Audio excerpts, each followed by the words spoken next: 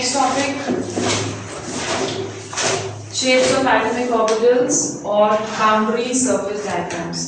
अभी तक हम लोगों ने लास्ट वाले उसमें क्या किया था, Schrodinger wave equation, Schrodinger wave equation के बेसिस पे क्या किया हमने, श्रोडिंगर वेव इक्वेशन के बेसिस पे हमने कॉन्सेप्ट ऑफ ऑर्बिटल किया। ऑर्बिटल क्या होता है? 3 dimensional space where the probability of finding an electron is maximum।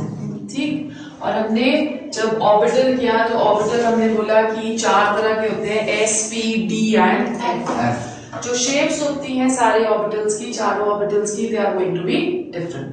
ठीक है, डिपेंडिंग अपॉन कि प्रोबेबिलिटी इलेक्ट्रॉन की सबसे ज्यादा कहाँ पे है, उसके बेसिस पे हम लोग क्या करते हैं, प्रोबेबिलिटी कर्व्स बनाते हैं। तो शेप्स ऑफ ऑर्बिटल्स या बाउंड्री सरफेस डायग्राम्स ये किसके ऊपर बेस्ड है? ये प्रोबेबिलिटी कर्व्स के ऊपर बेस्ड है। ठीक है, सो 2 फंक्शंस होते हैं किसी भी ऑर्बिटल में। The first one that is known as radial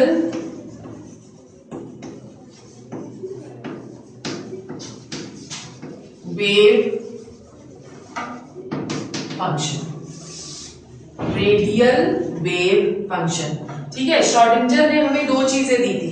one was what? Sign, जिसको हम लोग एम्पलीट्यूड ऑफ द वेव बुलाते थे, and second was sine square, जिसको हम लोग क्या बुलाते हैं? Probability density. ठीक है, सो इन दोनों के बेसिस पे फर्स्ट जो हम डिफाइन करेंगे that is radial wave function. क्या होता है रेडियल वेव फंक्शन? लिखो, the variation of wave function psi, variation of wave function psi as a function of radius,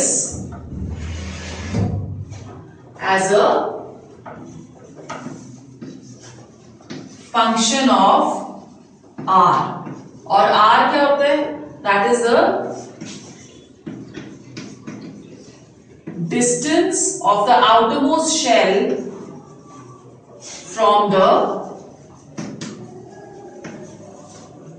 nucleus, right? Distance of the outermost shell from the nucleus। अब अगर हम लोग graphs plot करते हैं between the amplitude of the wave function psi and r, it is seen that the probability of finding an electron keeps on decreasing with increase in radius, keeps on decreasing with increase in radius। So this graph we say we plot for 1s।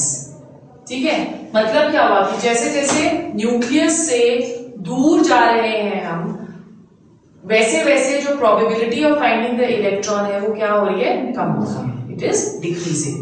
उसी तरह से अगर हम एक wave function का graph 2s के लिए draw करें, सेम psi and r के बीच में, it is seen that again the probability will keep on decreasing, reach the 0 level। ठीक है, उसके बाद वो नेगेटिव भी हो जाती है।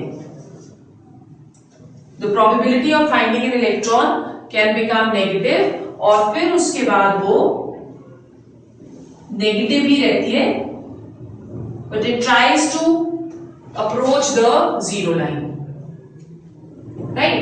अब ये जो पॉइंट जहां पे probability of finding the electron is 0, इसे हम क्या बुलाते हैं? This is known as node। So node क्या हुआ? The point where the probability of finding an electron is 0। ठीक है, उसी तरह से हम एक 2p का भी बना लेते हैं, 2p psi and r, right? So इसका p में थोड़ा सा डिफरेंट होता है, probability keeps on increasing for p and then decreases, right? अब यहां पे आप क्या देख रहे हो कि ये जो पीक यहां पे हमें नजर आ रही है, this is the area of maximum probability. This is the area of maximum probability. ठीक है, अब लेट्स से कि इन तीनों में हमको n और l की वैल्यूज फाइंड करनी है, तो यहाँ पे n की वैल्यू क्या आ रही है? What is the value of n over here? 1। ठीक है, और n की क्या आएगी? 0। गुड। और इधर और n की 0 ओनली 0। s है ना, s के लिए n is always going to be 0, right. अब यहाँ पे n क्या आ रही है? 2 और l क्या आ रहा है? 1, ओनली 1, क्योंकि हम लोग सिर्फ क्या कंसिडर कर रहे हैं? 2p, so it is only 1। ठीक है, अब जब हम यहाँ पे एक और चीज कर रहे हैं, जो और चीज डिफाइन कर रहे हैं, which is known as the node. Node क्या है? where the probability of space where the probability of finding an electron that is 0। अब s और p के लिए हम number of nodes different formula से कैलकुलेट करते हैं। जैसे for ns orbitals,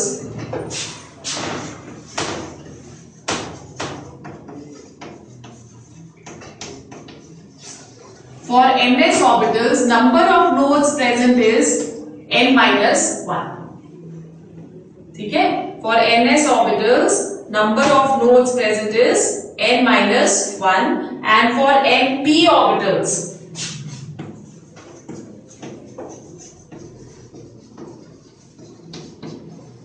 number of nodes present is n minus 2।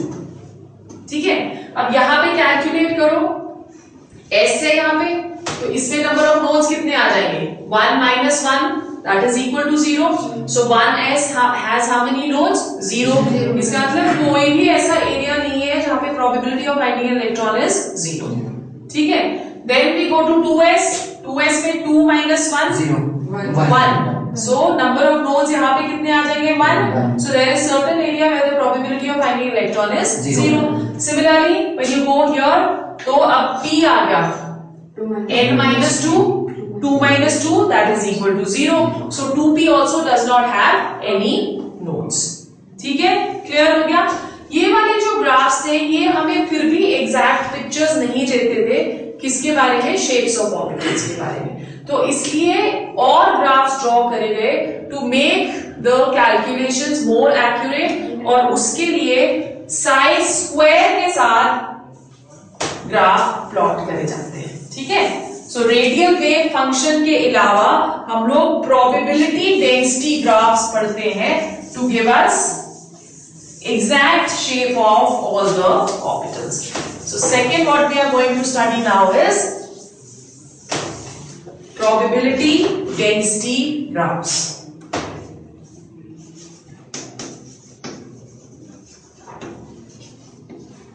probability density graphs, probability density हम किससे देते हैं?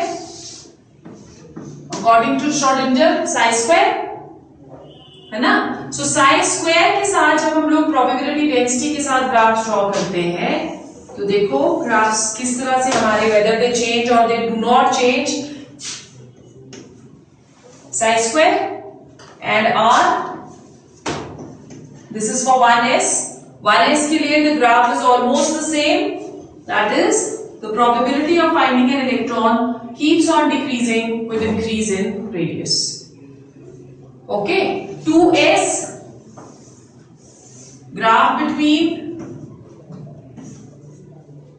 probability density and r, यहां पे it was said that probability of finding an electron can never be negative, minus में कभी भी नहीं हो सकती है, 0 हो सकती है। तो इसके ग्राफ में there is a slight change, decreases, reaches the 0 level and then increases slightly and then decreases again। ठीक है, सो ये किसके लिए है? 2s, और ये क्या हो गया? Where the probability of finding the electron is 0, and 2p also there was not much of a difference when the graph was drawn, so this is psi square and r, और 2p के लिए there is a peak which is seen।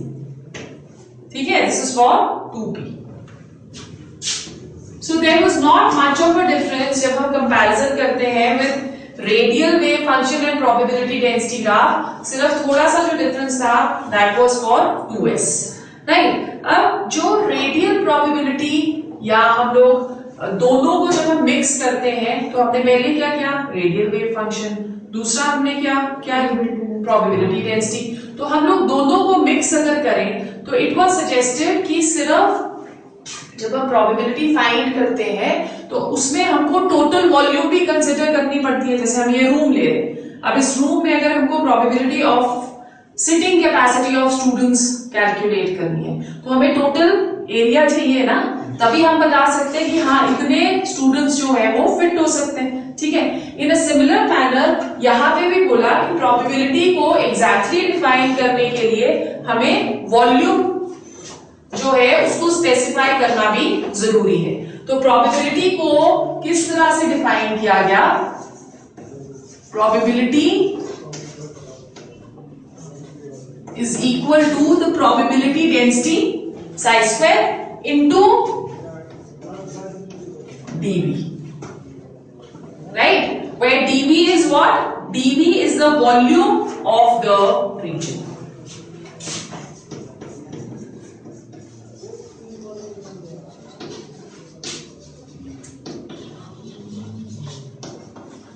dV, that is the volume of the region. To find the exact position or exact position of probability, the mentioning of volume was also necessary. Volume क्या होती है of any sphere? 4 by r cube. अब हम बोल रहे हैं कि जो रेडियस है वो थोड़ा सा ही चेंज हो रहा है, तो इसलिए अगर रेडियस हमारा थोड़ा सा चेंज हो रहा है तो हम वॉल्यूम को ले सकते हैं as 4 pi r square into dr, where dr is a small change in volume या smaller volume, because हम एटम कर रहे हैं और एटम में हम प्रोबेबिलिटी किसी भी एक रीजन में कैलकुलेट करने की कोशिश कर रहे हैं, तो हमें स्मॉल रीजन को कैलकुलेट करने के लिए dr लेना जरूरी है. ठीक है, सो इसके अंदर प्रोबेबिलिटी हमारी क्या बन जाएगी, probability that is equal to 4 pi r square dr into sine square, है ना. सो हम लोग इसको दोनों को जब इसके साथ जब हम ग्राफ सब ड्रॉ करेंगे, that will give us the exact picture of the shapes of orbitals. ठीक है, so let's draw the graphs.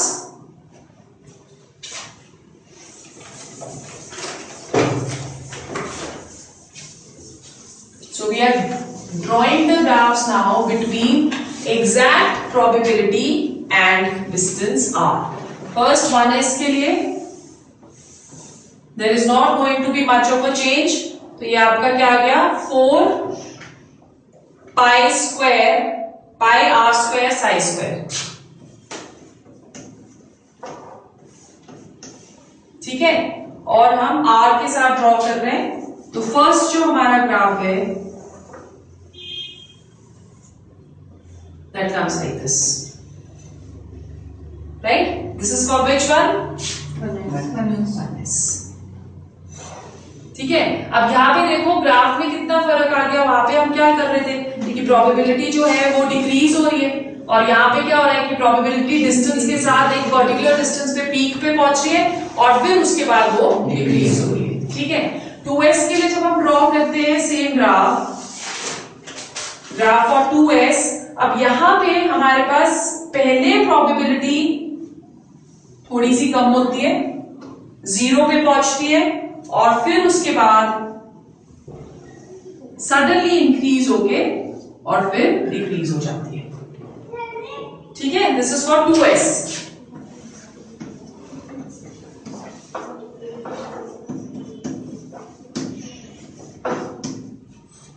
Right, तो ये क्या आ गया, दिस इज द, ठीक. और 2p के लिए there is not going to be a difference. So if you are drawing for 2p, हमने ऑलरेडी बोला कि 2p के पास कोई भी नोड नहीं है, राइट. सो जो ग्राफ आता है दैट इज द सेम.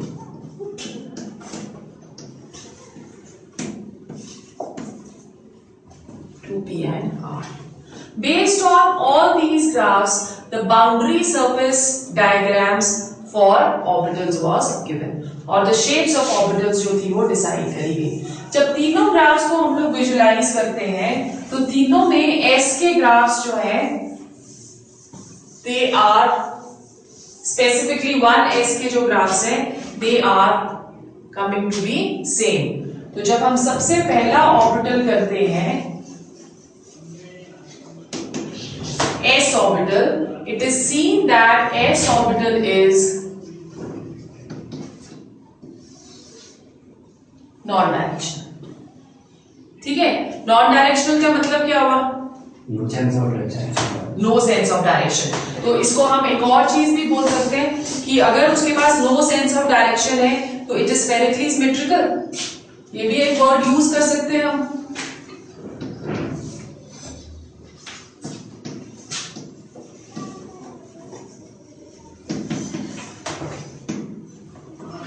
ठीक है, तो शेप जो S ऑर्बिटल का है that is going to be sphere 1s orbital. अब 1s ऑर्बिटल को हम लोग इस तरह से डिनोट करते हैं। 2s orbital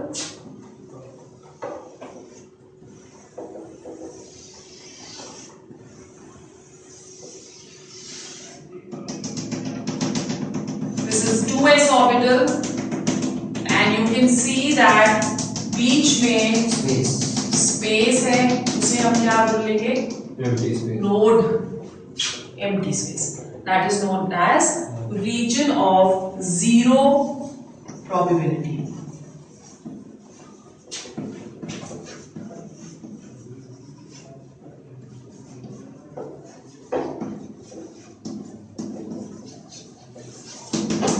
reason of zero probability.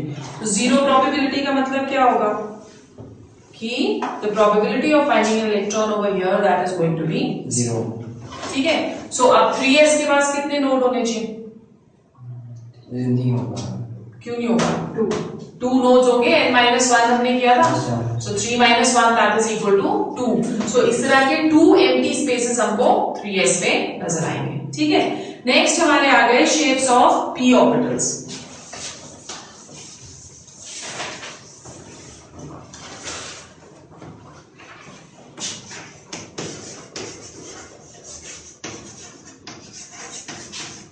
p orbitals are directional, they are directional in nature and it is said that the p orbitals are of 3 types depending upon the 3 coordinates px, py and pz।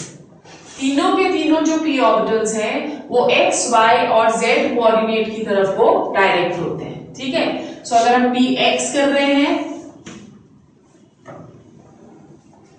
the shape of the orbital is dumbbell।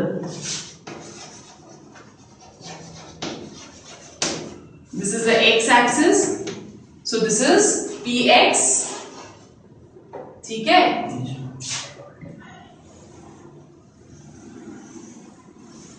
this is the y axis, so this is py, px, py and this is the z axis, so this is pz। px, py and pz। 2p के पास कितने nodes होंगे?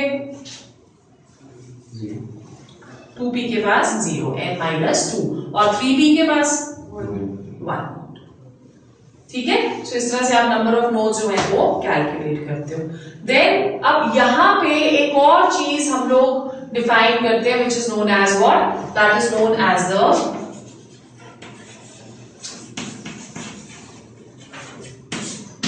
nodal plane, which is known as the nodal plane। तो nodal plane क्या हुआ? लिखो, the 2 lobes of p orbitals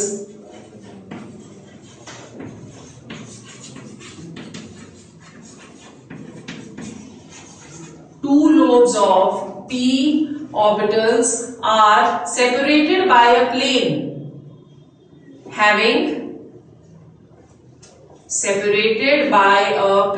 having zero electron density.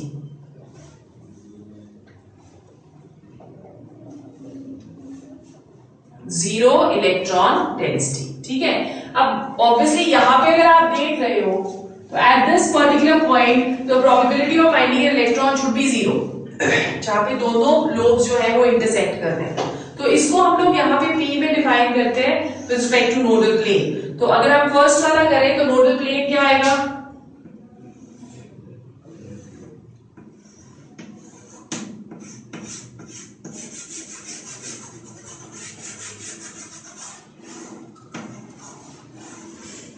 This is the nodal plane. तो इस nodal plane में probability of finding an electron that is going to be zero. उसी तरह से यहां पे भी आएगा.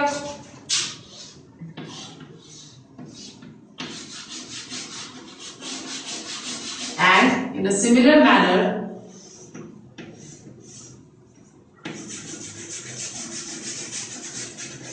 so this is the region or the plane around the p orbital where the probability of finding an electron that is going to be zero. जब हम लोग साइजेस देख रहे हैं यहाँ पे, आप एस में देखो तो 1s का साइज छोटा है, 2s का साइज उससे बड़ा है, 3s का उससे बड़ा होगा. उसी तरह से यहाँ पे भी 4p का साइज बड़ा, 3p एंड देन 2p. ठीक है. नेक्स्ट जो हमारे ऑर्बिटल्स आते हैं दे आर d ऑर्बिटल्स. कितने होते हैं d ऑर्बिटल्स?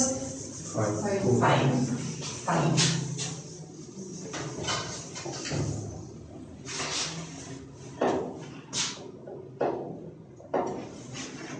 Shapes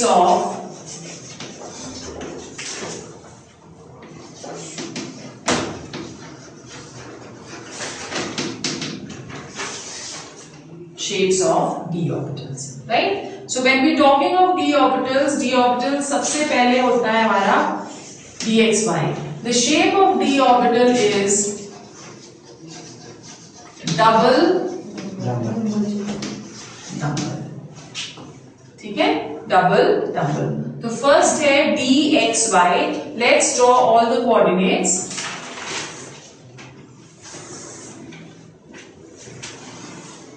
ठीक है. जो ये वाला हमारा कोऑर्डिनेट है दिस इज x, इसको z देते हैं, z, y and x. dxy का मतलब क्या होगा कि one of the lobes will be between x and y axis. ठीक है. सो एक लोब जो हमारा है, क्योंकि डबल नंबर है,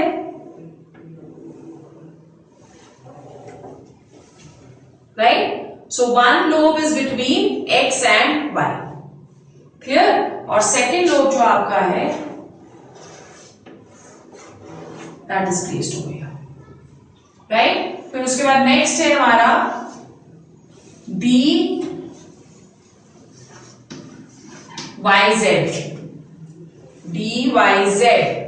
सिमिलरली तीनों कोऑर्डिनेट्स ड्रॉ कर लेते हैं. z, y, x. अब dyz का मतलब क्या होगा कि जो एक लोब है that is going to be between y and z. So y और z coordinates ये आ गए.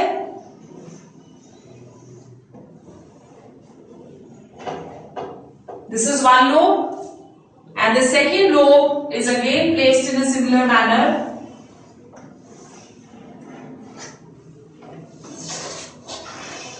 ठीक है. Then third is dxz.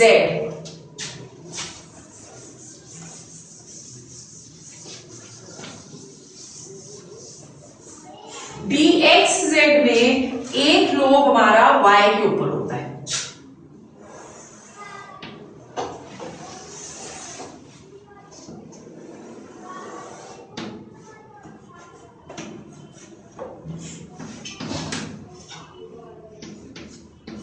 And this is y.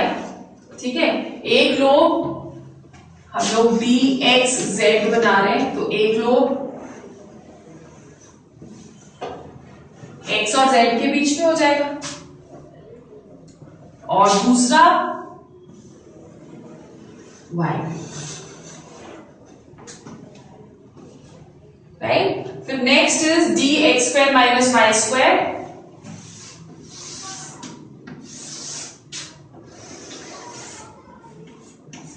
Y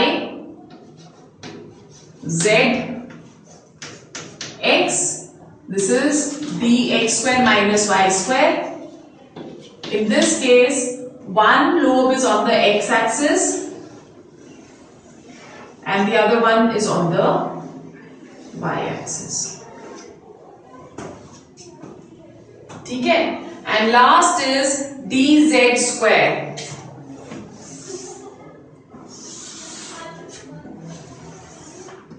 This is y, this is z. And this is x. ठीक है, इसकी थोड़ी सी special shape होती है dz square की, in which the second lobe is condensed and both the lobes are on the z axis. तो ये जो स्पेशल शेप है इसकी, इसे हम डोनट शेप बनाते हैं. This is known as donut shape. ठीक है, अब ये जो यहाँ पे हमें ये रिंग दिख रही है, this is a ring of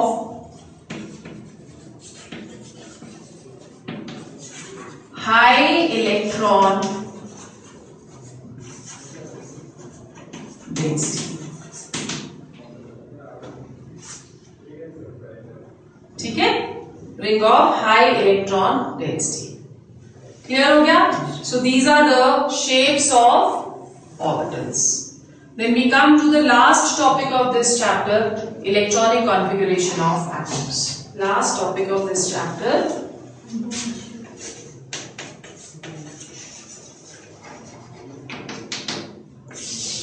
Electronic configuration.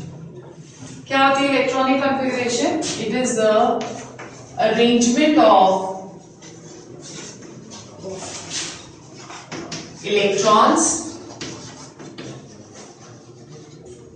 in shells, subshells and orbitals. Shells, subshells and orbitals in order of increasing energies. ठीक है, in order of increasing energies. जो electronic configuration है, that is based on 3 rules. The first one is known as Pauli's exclusion principle. क्या बोलता है ये principle? According to this principle, an orbital can accommodate at the maximum of 2 electrons. कोई भी एक orbital है, उसमें 2 ही इलेक्ट्रॉन्स आ सकते हैं और दोनों जो ये इलेक्ट्रॉन्स हैं, they should be of opposite spins. ठीक है, एक थोड़ा सा इसका कॉम्प्लिकेटेड डेफिनेशन भी है, वो भी लिखो तुम. According to this principle, no 2 electrons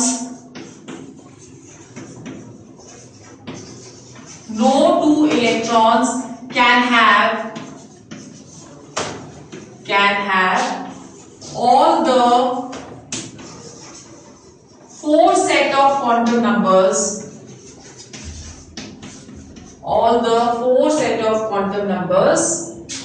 with similar values. क्या मतलब हुआ इसका? It means जैसे for example हम लोग कर रहे हैं कोई भी 2 इलेक्ट्रॉन्स जो कि 2s में है, right? What is the value of n for both the electrons? 2. And what is the value of L for both the electrons? 0. What is the value of M for both the electrons? Again 0. Because अगर L की value 0 है तो M की value क्या होती है? -L, 0 + L. So M की value भी 0 आ गई. अब ये तीनों के तीनों क्वांटम नंबर्स इन दोनों इलेक्ट्रॉन्स के लिए सेम है, पर जब हम स्पिन क्वांटम नंबर में जाते हैं, सो एक की वैल्यू +½ होती है, because one is revolving clockwise, और दूसरी की वैल्यू क्या होगी? -½ ठीक है. सो अगर दोनों इलेक्ट्रॉन सेम शेल और सबशेल और ऑर्बिटल में प्रेजेंट है, even then the spin quantum number that is going to be different. ठीक है, क्लियर हो गया? This is the Pauli's exclusion principle. Second जो है that is Aufbau principle. Aufbau principle क्या बोलता है? Aufbau principle ये बोलता है the energy levels या the orbitals are filled in order of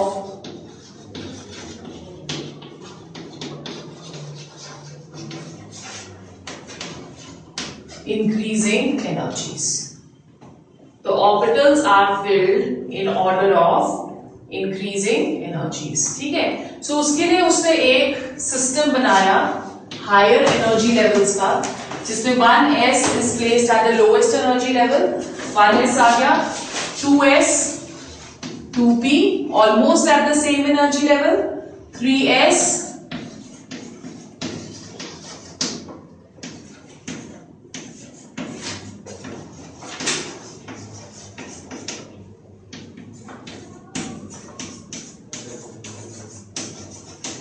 ठीक है.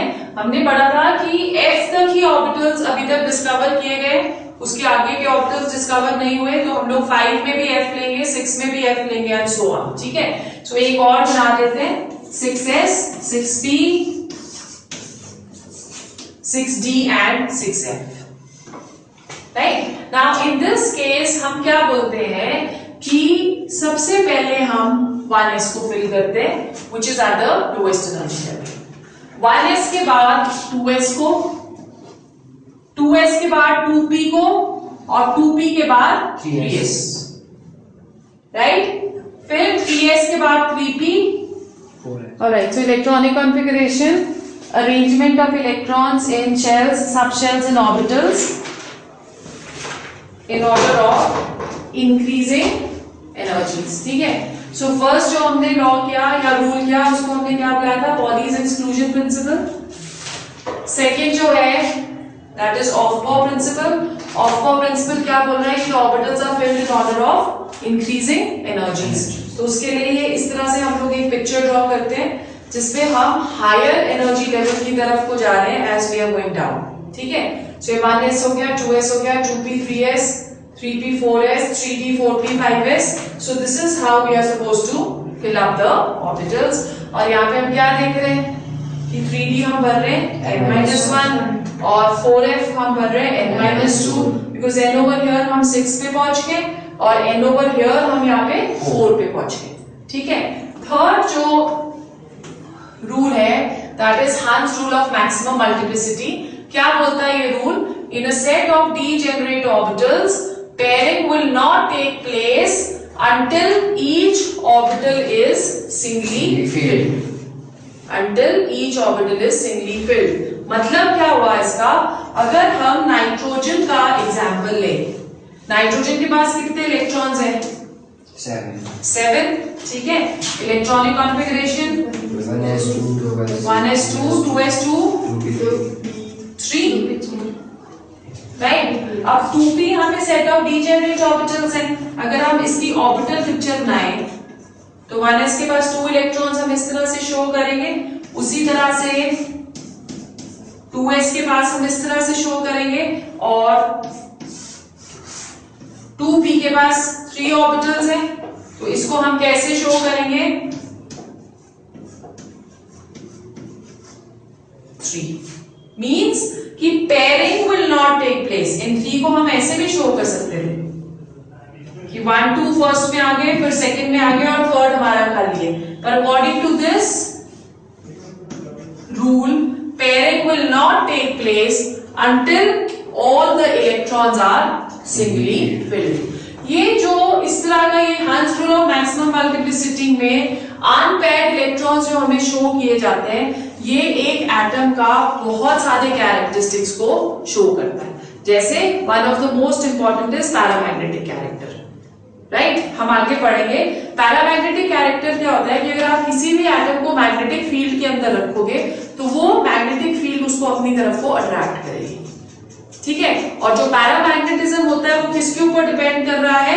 वो डिपेंड कर रहा है नंबर ऑफ अनपेयर्ड इलेक्ट्रॉन्स के ऊपर.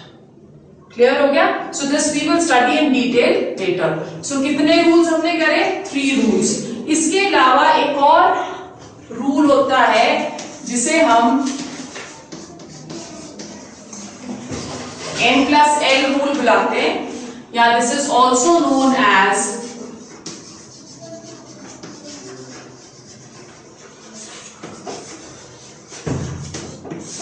Bohr-bury rule.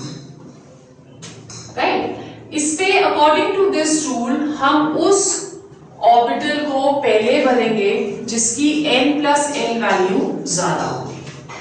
किसको पहले भरेंगे? जिसकी n+l वैल्यू ज्यादा होगी. So let's compare 3d and 4s. ठीक है, अगर 3d में हम भर रहे हैं, ज्यादा नहीं कम होगी, जिसकी n+l की वैल्यू कम होगी. ठीक है, उसको हम पहले भरेंगे. तो 3d में आपके पास क्या आ गया? n = 3 plus d = 2. टोटल क्या आया? 5. और यहां पे n = 4, l = 0. सो क्या आ गया? 4. So what are we saying? Let's say it once again कि according to this rule, where the n+l value is going to be less, उसे हम पहले भरेंगे, ज्यादा नहीं, less. ठीक है, same is happening over here also. पहले हमने क्या भरा? 4s, और फिर हमने क्या भरा? 3d. तो यहाँ पे भी हम क्या भरेंगे? पहले 4s और फिर 3d. सपोज कुछ ऐसे ऑर्बिटल्स हैं जिसमें 3d और 4s की वैल्यू सेम है, जिसमें, या आप कहो जिसमें n+l की वैल्यू सेम है. ठीक है, इन दैट केस हम किसको पहले भरते हैं? जिसकी n की वैल्यू कम होती है. राइट, अगर n+l की वैल्यू सेम हो जाए तो हम पहले किसको भरेंगे? जिसकी n की वैल्यू कम होगी. क्लियर हो गया सबको? So these are the rules according to which we are going to do the electronic configuration of a few elements.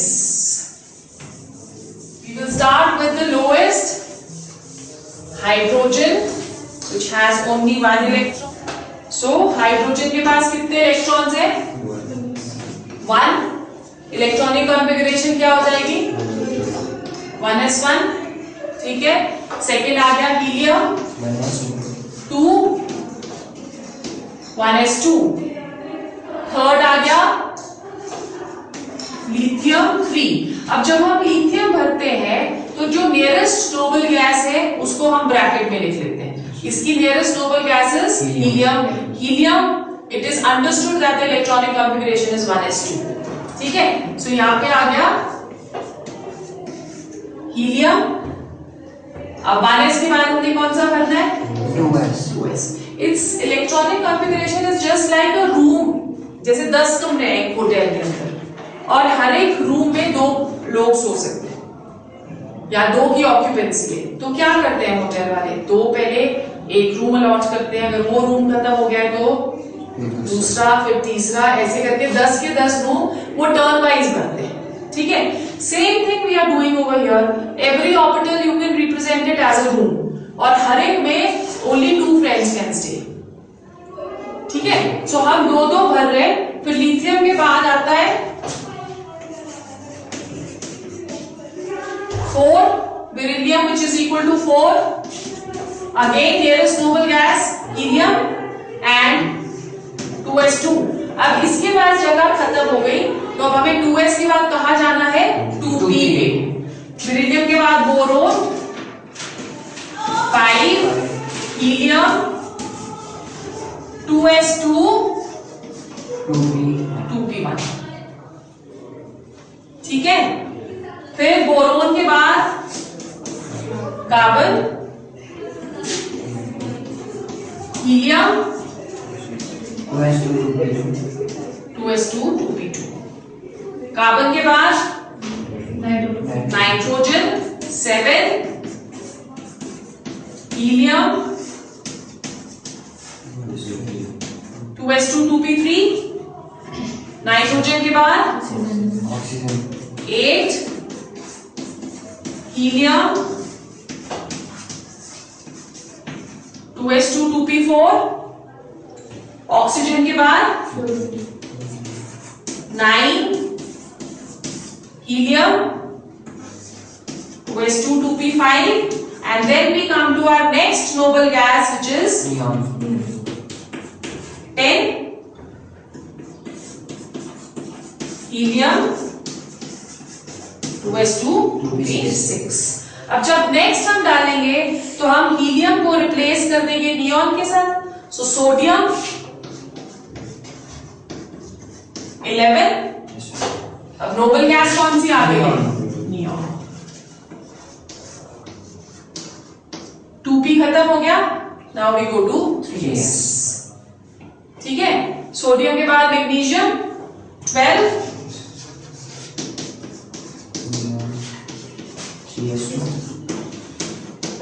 Neon 3s2।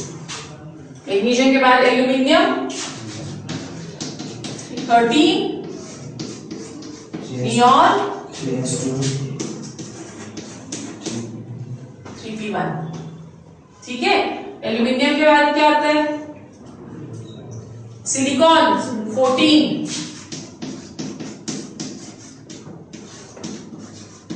Neon 3s2 3p2 and so on, ठीक है। अब यहाँ पे इलेक्ट्रॉनिक कॉन्फ़िगरेशन में दो ऐसी कॉन्फ़िगरेशंस हैं जिनको हम लोग एनोमलस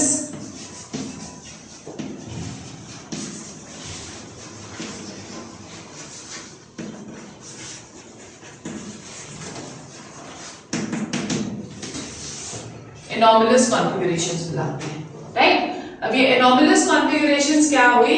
जैसे for example chromium, atomic number of chromium is 24, nearest noble gas is argon with 18 electrons, ठीक है।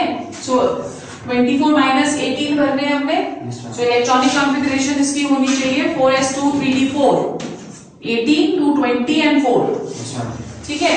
पर हम बोलते हैं कि जो हाफ फिल्ड और फुली फिल्ड ऑर्बिटल्स होते हैं उसकी एक्स्ट्रा स्टेबिलिटी होती है, and it is said that 4s and 3d are almost at the same energy levels, तो इसलिए यहां से एक इलेक्ट्रॉन इसमें इजीली जंप कर सकता है, ठीक है। सो हम बोलते हैं कि इसकी stable electronic configuration is 4s1 3d5, right. So chromium की इलेक्ट्रॉनिक कॉन्फ़िगरेशन अगर एग्जाम में आएगी तो ये वाली नहीं लिखनी है, this is wrong. So electronic configuration हम क्या लिखेंगे? Argon 4s1 3d5। In a similar manner copper भी जब हम देखते हैं 29, सो 29 मीन्स आर्गन 4s2 3d9 होनी चाहिए, 18 and 2 20 and 29, राइट। पर यहां पे भी हमने अभी बोला कि half filled and fully filled they have stable configuration, तो इसकी इलेक्ट्रॉनिक कॉन्फ़िगरेशन हम क्या लिखते हैं? आर्गन 4s1 3d10, ठीक है। क्लियर हो गया? So with this we finish our second chapter, structure of atom.